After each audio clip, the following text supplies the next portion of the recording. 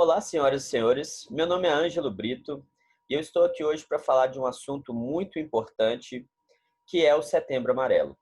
O Setembro Amarelo é uma campanha que visa a prevenção do suicídio e a valorização da vida, né? Então, de início, já gostaria de fazer uma boa pergunta para vocês: o que pode valer mais do que a vida? Né? Então, se você me disser que existe alguma coisa mais valorosa do que a vida, né? Seja algum bem material, alguma questão econômica, alguma questão de bem-estar, automaticamente eu te convido a colocar como se fosse a sua vida, né? Nessa comparação. O que valeria mais do que a sua própria vida? Então, logo nós temos que pensar que a vida é o que nós temos de mais valioso. Sem a vida não existe economia, sem a vida não existe sociedade, sem a vida não existe trabalho, não existe, né, produção, não existe nada, né? A gente pode resumir a vida como um todo, que é o que nos traz a consciência de sermos cidadãos. Bom, nós precisamos falar sobre o suicídio. Bom, o suicídio é algo que afeta em cerca de 800 mil pessoas por ano. Ou seja, se eu não me engano, esse cálculo dá uma morte a cada 40 segundos, né? Então, estamos falando de mortes totalmente evitáveis, né? Se nós conseguirmos acessar essas pessoas que estão precisando de ajuda nesse momento difícil, a gente pode sim evitar a perda de uma vida. E como eu acabei de falar para vocês, a vida é o que a gente tem de mais valioso. Então é muito importante nos atentarmos à questão da valorização da vida, da valorização do ser humano. Precisamos falar sobre o valor da vida, né? O que poderia ser mais valioso do que a sua vida, né? Do que a vida daquelas pessoas que você ama. Então, né, precisamos falar sobre essa prevenção do suicídio, né? Porque a gente acabou de concluir que não existe nada maior do que a vida. Sem a vida, simplesmente não existe nada. Então, se você não se importa com a vida do outro, use de empatia e se coloque no lugar do outro. O quanto vale a sua própria vida? Nós precisamos valorizar mais. Nós precisamos prestar atenção naqueles que estão, né, passando por um momento de depressão, de altíssima ansiedade, né? Vários transtornos mentais levam a pessoa a querer desistir da vida. Mas a gente sabe que tudo nessa vida, né, tem uma maneira de ser reparada, de ser reconstruída, né? Tudo tem dois lados. Então, né, se a gente analisa as possibilidades que nós temos de reverter as situações ruins, essa pessoa pode passar a ver o mundo de uma forma muito diferente e, claro, valorizando a vida, o que vai afastá-la ao máximo de pensamentos que podem tirar a sua própria vida. Bom, precisamos falar sobre isolamento, né? Não temos como não tocar nesse assunto no momento de pandemia, né? Estamos vivendo uma pandemia mundial sem precedentes, né? Eu mesmo estou com 36 anos, nunca tinha visto tal situação. Então, precisamos sim falar sobre esses efeitos do isolamento, porque sabemos, né, que a pessoa, quando está desenvolvendo algum traço depressivo, ela se isola. E nesse momento, todos nós estamos sendo isolados, né, por medidas sanitárias e de segurança. Temos que entender que esse isolamento é algo necessário, mas ele tem consequências psicológicas, né? Nosso emocional, né, muito mais se tratando até mesmo dos brasileiros, que são esse povo efusivo, caloroso, né, que gosta de abraçar, de festejar os bons momentos. Agora não podemos fazer isso mais. Mas claro, precisamos sempre ter em primeiro lugar a consciência de que essas medidas elas são para um bem maior, né? Como eu iniciei essa palestra dizendo, não existe nada maior do que a vida. Então, se é preciso a gente não poder abraçar para a gente garantir a vida, vamos ficar sem abraçar um tempo. Mas podem ter certeza, né, de quando tivermos a vacina e uma segurança acerca dessa pandemia, nós vamos todos nos abraçar novamente. Precisamos falar também sobre o autocuidado, né? O que é o autocuidado? O autocuidado é esse movimento em que eu tomo conta de mim mesmo, né? Tudo faz parte do autocuidado, né? A higiene pessoal faz parte do autocuidado, ou seja, né, escovar os dentes, tomar banho, né? Enfim, todas as medidas que melhoram o físico e, consequentemente, a autoestima estão ligadas ao autocuidado. E o autocuidado mental também, né? É muito importante falar do autocuidado mental, porque às vezes a gente está num cargo, né, que exige muito da gente, a gente está sendo muito cobrado, não está tendo tempo para nós mesmos, né, tempo para o lazer, e isso, né, a gente sabe que a médio e longo prazo vai gerando ansiedade, né, um aumento nos níveis de ansiedade, o que, consequentemente, vai gerar quadros de estresse, podendo evoluir para até mesmo síndrome do pânico e depressões. Né? E a depressão é o nosso ponto central a ser discutido aqui hoje, porque o processo depressivo ele leva a pessoa a reduzir muito o seu autocuidado, tanto físico quanto mental. E isso vai influenciar diretamente na visão de mundo dessa pessoa. Né? O mundo ele pode ser visto em cores, mas ele também pode ser visto em preto e branco. E ver o mundo em preto e branco, né, um mundo sem amor, sem sentimentos, né, significativos, isso cria no sujeito um desânimo muito grande sobre realmente esse valor da vida que eu estou falando aqui para vocês hoje. Então, por favor, vamos nos autocuidar, né? Cuidar de nós mesmos. E quando possível, quando o autocuidado estiver bom, também cuidar do outro, né? Eu estou vendo que aquele amigo meu que era muito alegre agora não está sorrindo mais, né? Não está indo mais nas videoconferências dos amigos, né? Manda uma mensagenzinha para ele, né? Pergunta como é que está sendo, como é que ele está vendo esse tempo de pandemia, né? O que está acontecendo na vida dele. A própria escuta, né? O ato de escutar já vai ajudá-lo. Né? Se for uma ajuda profissional para fazer algumas intervenções pontuais, melhor ainda. Bom, precisamos falar sobre significantes. O que são significantes? Significantes é tudo aquilo que significa para você alguma coisa. Cada pessoa tem significantes diferentes, mas em certa medida alguns são semelhantes. Por exemplo, um grande significante para mim, particularmente, é a paternidade, a família. Eu valorizo muito essa questão de ser pai e de contribuir, né, com o crescimento da família e amigos também. Né? Amigos, eu costumo dizer que são a família que a gente escolhe. Né? Então, eu tenho como um significante muito importante para mim as amizades que eu cultivei ao longo dessa vida. Ou seja, esses pontos que significam para mim são pontos que fazem com que a minha visão de mundo seja mais positiva, seja mais colorida. Então, né, se me faltam essas questões, tanto da paternidade, da família, quanto dos amigos, isso vai necessariamente reduzir o meu humor. E se isso não for trabalhado, né, pode resultar numa tristeza que evolua para uma depressão. Então, nós precisamos falar sobre os significantes para que você descubra os seus. Né? Se o seu significante é futebol, por exemplo, bom, vamos ver mais jogos de futebol, vamos praticar o esporte de futebol, né? Vamos jogar o futebol.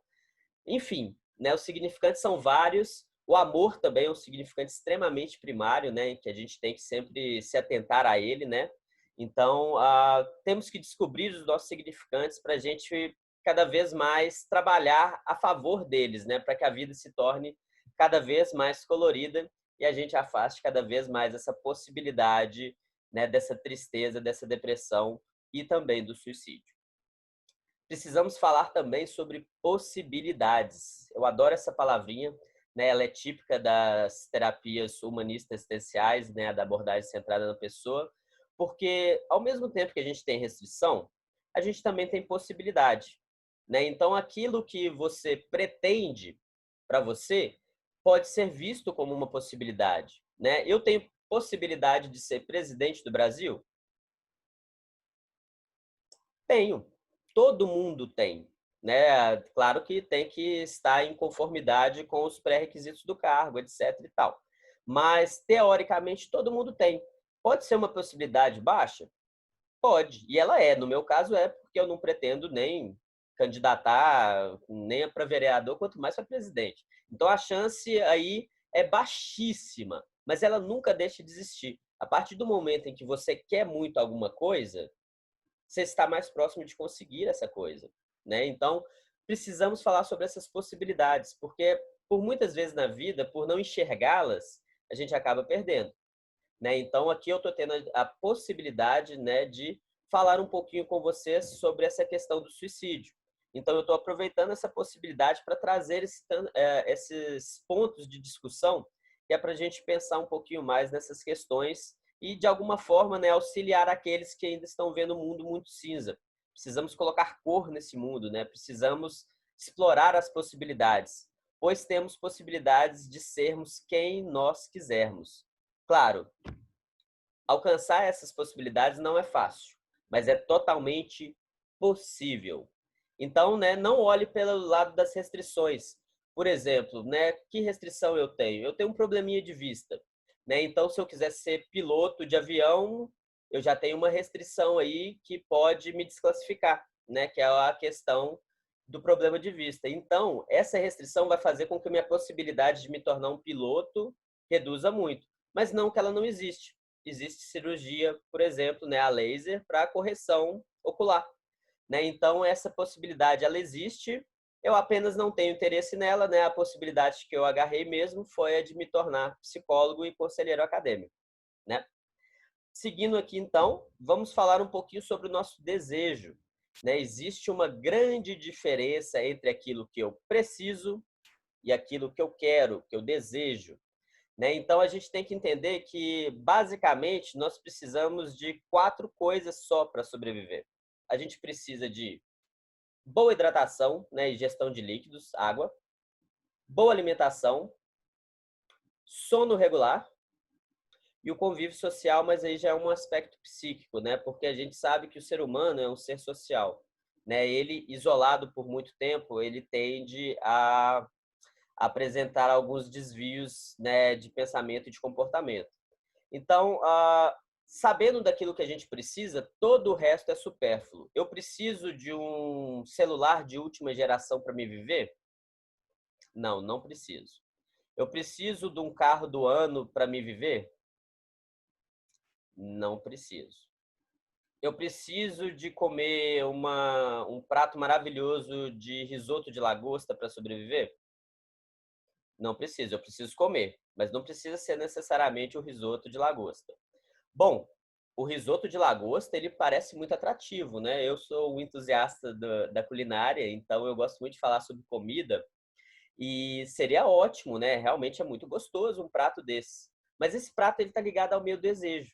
E o ser humano é um ser de desejo. Então, por vezes, a gente vai desejar aquilo que tem uma baixa possibilidade de acontecer. Por exemplo, se eu desejar um automóvel, uma Lamborghini Diablo, existe a possibilidade de eu ter uma Lamborghini Diablo? Existe, né? Se eu juntar dinheiro desde a minha infância até hoje, talvez eu estaria perto de comprar, né? E não gastasse com mais nada também. Enfim, existe essa possibilidade. É um carro que eu acho muito lindo, mas isso é meu desejo. Eu preciso desse carro? Não, eu não preciso desse carro. Então, nós temos que analisar o nosso desejo. E o nosso desejo, ele passa por muitas questões que são complicadas de se aceitar. Às vezes, a gente deseja alguma coisa que a gente acha que a gente não quer, né? E esse desejo, né? Por exemplo, se eu vou desejar ser o diretor de uma grande empresa. Tem possibilidade para acontecer? Tem. Mas vai ser fácil? Provavelmente não. Vai envolver muito trabalho e dedicação, né? Mas isso é um desejo meu. Eu preciso ser o diretor de uma grande empresa para ser feliz? Não, não preciso. Existem várias outras maneiras de ser feliz. E se você coloca um desejo, né, dessa magnitude, né, que é, por exemplo, né, comprar uma Lamborghini Diablo ou então ser o diretor de uma grande empresa, como esse desejo é um objetivo muito, muito alto, e com uma probabilidade de você não conseguir também muito alta, isso pode gerar um quadro de decepção, né? Um quadro de desapontamento, um quadro de hum, frustração. Essa é a palavra que eu estava tentando achar. Né? Quando a gente deseja algo muito alto e se esforça, se esforça, se esforça para conseguir, mas mesmo assim ainda não foi capaz, por exemplo, né, o quadro de presidente do Brasil. Olha, que legal, né? Um posto extremamente importante, né, para a reconstrução, né, para a modificação para melhor desse país. Mas vamos supor que eu fiquei, né, eu fiz toda a campanha, foi tudo jóia, e eu fiquei em segundo lugar. Automaticamente eu vou me sentir frustrado, porque eu estava com a expectativa de conseguir alcançar o meu desejo. Infelizmente, não deu, eu fiquei em segundo lugar. Então, eu vou ficar muito triste, né, porque eu gerei essa expectativa toda. Às vezes é bom a gente reduzir um pouquinho a expectativa. Por quê? Porque quando a gente reduz a expectativa, a gente abre espaço para surpresa. Então, se eu não estou esperando alguma coisa, mas continuo lá trabalhando para que isso aconteça, e eu ganho aquilo, eu vou ter uma sensação maravilhosa de me surpreender. Porque eu não tinha tanta expectativa assim, eu não estava esperando. Agora, se eu gero uma expectativa muito alta e alcanço, eu vou me sentir feliz, claro. Mas o sabor não vai ser tão bom, porque aquilo já era mais ou menos esperado. Agora, o problema é se não acontece. Se eu não gerei expectativa e não acontece, eu fico mais conformado com a situação. Agora, se eu gerei uma alta expectativa e não acontece, essa frustração pode gerar grandes problemas para nós, né? Porque essa sensação é uma sensação muito ruim, né? E eu costumo dizer que o mundo é extremamente eficaz em nos frustrar, né? Então a gente tem que tomar cuidado com as expectativas que a gente coloca no mundo. E a gente precisa falar também sobre nossa falta. O que é a falta? A falta é tudo aquilo que a gente deseja, né? A falta tá intimamente ligada com o desejo. Porque a falta é aquela questão, né? Ah, para mim ser feliz, eu preciso de uma Lamborghini Diablo. Isso é minha falta falando, né? Eu preciso disso para ser feliz. Mas, bom, analisando direitinho, como eu já falei, não precisa não. Né? Isso é alguma coisa relativa ao meu desejo, mas não à minha necessidade. E o ser humano, por ser um ser de falta, ele vai sempre estar buscando alguma coisa. O que pode ser positivo, mas se não bem trabalhado e não bem compreendido, isso pode ser negativo também, porque pode fazer você nunca estar satisfeito. E para a gente ser feliz, a gente precisa ser contente primeiro, né? Eu preciso estar contente para depois estar feliz. Precisamos falar sobre condições, né? A maioria das pessoas que são acometidas pela depressão, muitas das vezes elas não têm as condições de buscar satisfazer as suas necessidades básicas. Né? Essa condição está muito ligada à dignidade, por exemplo. Né? Se você pega uma pessoa, né, trabalhadora, que trabalha, né, de segunda a sábado, 8 horas, todo dia, e chega em casa e não tem mais nada, né, não tem nada para comer a não ser um arroz, isso gera na pessoa uma certa indignação pela falta de condição dela satisfazer o próprio desejo. Aquela lagosta, né, mesmo, aquele guisado especial, né, comidas gostosas assim, caviar, né, camarão que eu adoro, isso tudo tá ligado ao desejo. E se essa pessoa vê aquele arroz branco lá, sem, né, com pouco tempero, né, porque as coisas acabaram em casa, não tem como fazer uma carne para acompanhar, isso gera nela uma sensação de desamparo, uma sensação de falta de condição para suprir o seu desejo, não a sua necessidade. O arroz vai suprir um pouquinho, né, das necessidades de carboidratos, não dos outros grupos alimentares que também são necessários. Ou seja, até mesmo as necessidades básicas podem ficar afetadas se a gente não tiver condição, se a gente não tiver dignidade. Então é muito difícil para um trabalhador trabalhar o mês inteiro e chegar no final do mês e ter um salário que mal dá para pagar o aluguel e o arroz branco. Então, né, essa pessoa ela tem uma propensão muito grande em um determinado momento, né, a médio e longo prazo, é, né, demonstrar um cansaço maior, uma entrada muito forte para a depressão, né, porque a falta de satisfação leva-nos aos quadros depressivos.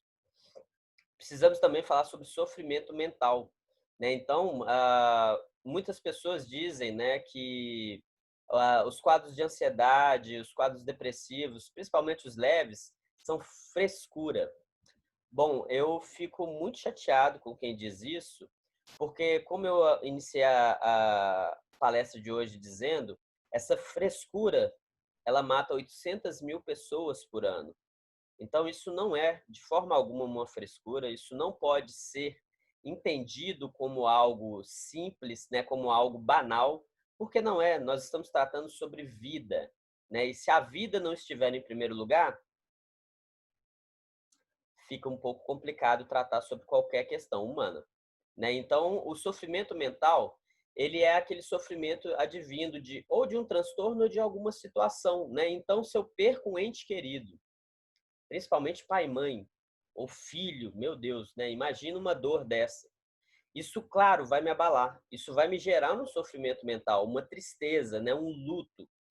E isso tem que ser trabalhado, porque se esse luto não é superado, isso pode se tornar, né, uma depressão de longa duração, o que pode, inclusive, culminar em suicídio em alguns casos. Então, para quem acha que esse luto, essa tristeza, né, essa ansiedade que é muito comum hoje em dia, é uma frescura, eu diria que não é, a gente tem que se importar muito com essa questão, e quem sente isso, né, procura entender, procura escutar o relato de quem já sentiu um quadro de depressão grave, ou uma ansiedade elevada, ou até mesmo síndrome do pânico. É uma descrição horrível, é uma descrição, né, de quase morte. Então, se a sensação de quase morrer para você for uma frescura, bom, meu caro, o que eu desejo para você é que você nunca seja acometido por nenhum sofrimento mental, porque caso seja, nós estaremos lá para te ajudar. Nós não trataremos como frescura de forma alguma, porque estamos tratando de algo muito sério, que é a sua vida. E ela tem muito valor para nós. Espero que tenha para você também. Bom, é muito importante dizer que você não está sozinho, né? Então, sempre procure ajuda, seja profissional, seja um bom amigo para prestar uma boa escuta ali, seja um parente, um familiar, né? Se você não está se sentindo muito bem, fale sobre o problema. O falar sobre o problema já é o primeiro passo para a gente encontrar soluções para ele. Então, lembre-se sempre, né? Você não está sozinho. Aqui tem um projeto, né, de autoria minha com a Bárbara, né, Bárbara Barros Pires, que é outra psicóloga muito bacana, né, muito inteligente, que é o Psicólogos Cooperados. Né, esse projeto ele tem maior abrangência aqui em Belo Horizonte e região metropolitana, mas nós estamos expandindo para o Brasil inteiro.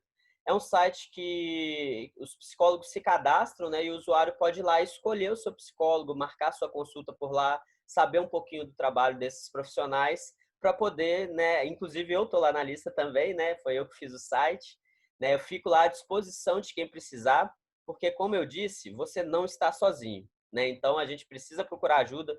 Pode ser no site dos psicólogos cooperados, pode ser também no 188, né, que é o Centro de Valorização da Vida. Eles fazem um trabalho formidável de escuta e acolhimento, né? Então, se você, né, está passando por um momento difícil e não quer ir a um consultório psicológico, né, não está conseguindo, né, se mover até esse serviço, liga no 188, né, conversa um pouquinho com o pessoal de lá, entre em contato também com os psicólogos cooperados. Lá tem, né, você pode deixar uma mensagem para o psicólogo para, né, posteriormente marcar a sua sessão, né, a sua consulta, seja ela presencial, seja ela online, né? O que a gente não pode é ficar sozinho, porque sozinho a gente tende a não enxergar, né, os pontos de vista necessários para sair dessa situação. E o que a gente quer, no fundo, né, é ser feliz, todo mundo, né? Então, não, você não está sozinho, volto a dizer, né? No que precisar, né? No que precisar de mim, podem contar comigo, né? Lá no site dos Psicólogos Cooperados tem meu contato, fiquem à vontade para entrar em contato. Qualquer dúvida ou sugestões são bem-vindas também, né? Podem ser deixadas lá no site. E, bom, eu queria desejar para vocês um ótimo mês de setembro, né? Sabendo que a gente não está sozinho, sabendo que nossa força ainda vai ajudar muitas pessoas a enxergar esse lado colorido da vida. E contem comigo sempre. Um grande abraço e espero vê-los em breve.